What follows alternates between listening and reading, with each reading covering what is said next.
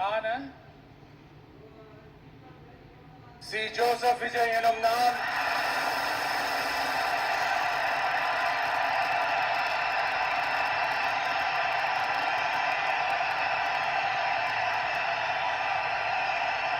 சட்டப்படி அமைக்கப்பெற்ற இந்திய அரசியல் அமைப்பின்பால் உண்மையான நம்பிக்கையும் மாறா பற்றும் கொண்டிருப்பேன் என்றும் இந்திய நாட்டின் ஒப்பில்லாத முழு முதல் ஆட்சியையும் ஒருமையையும் நிலை நிறுத்துவேன் என்றும் தமிழ்நாட்டு அரசின் முதலமைச்சராக உண்மையாகவும் உளச்சான்றின்படியும் என் கடமைகளை நிறைவேற்றுவேன் என்றும்